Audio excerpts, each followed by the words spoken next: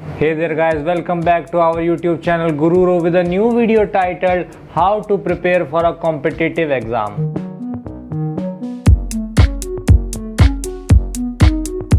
How to prepare for anything is a big question in itself. Preparing for a competitive exam can be an extremely daunting task for anyone. The stress and pressure are enough to give anyone a shiver. But with effective study methods and strategies, this can be overcome and confidence can be restored within yourself. So today we will be going over some of these strategies and tactics to help up your chances of acing the competitive exam. Arguably the most important thing to do is not stress yourself out. This can be crucial in determining what sort of score you get.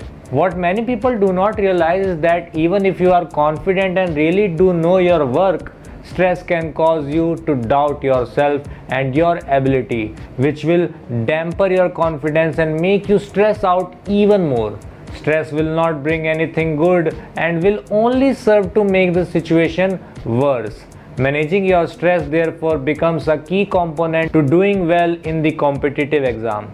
Remember that you have dedicated time and effort into this and you want to succeed. This will help you relieve some stress and calm you down.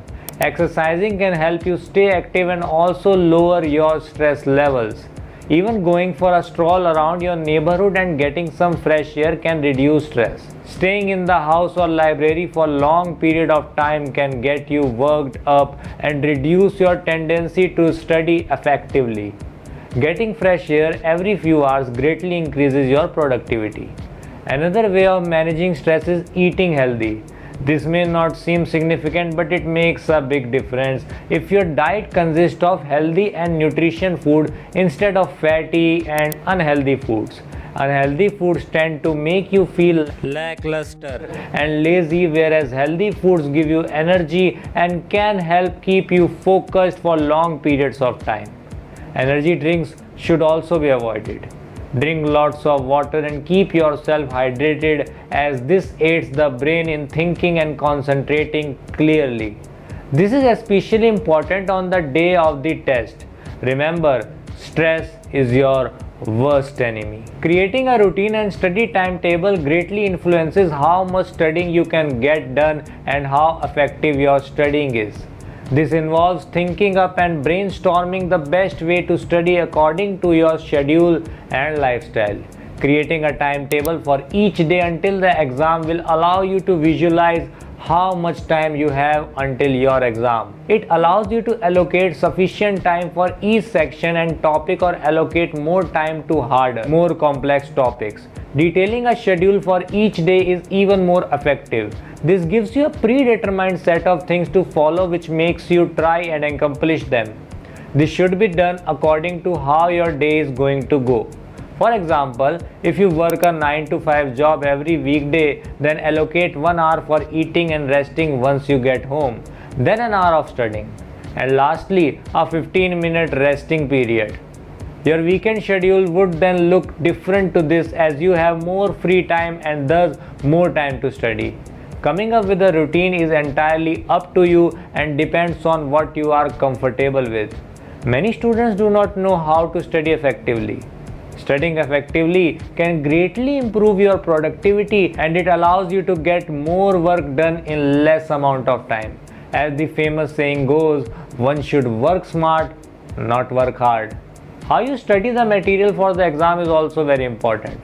Merely putting your head down and reading all the coursework will not help you ace the exam. You have to think logically about it. Divide it up into sections and highlight or ring keywords and points. Only read through sections that are of less importance and focus on the more important sections.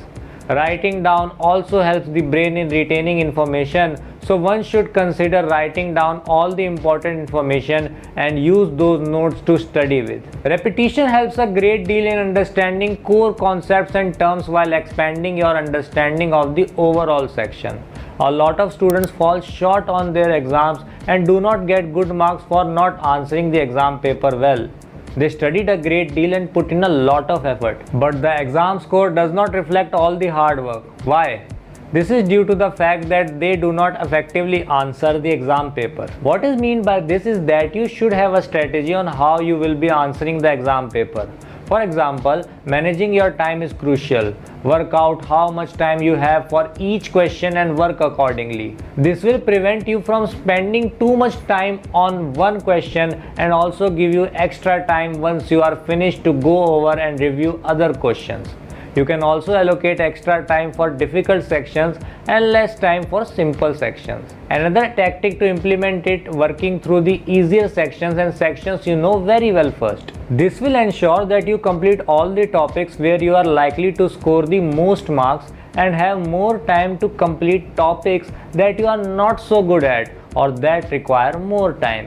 Many students make the mistake of not doing this and as such lose out on marks they would have gotten more easily. They spend more time on sections that take up more time and effort and yield fewer marks. Consider working to your strengths and working well with the time given to greatly improve your chances of getting a higher score.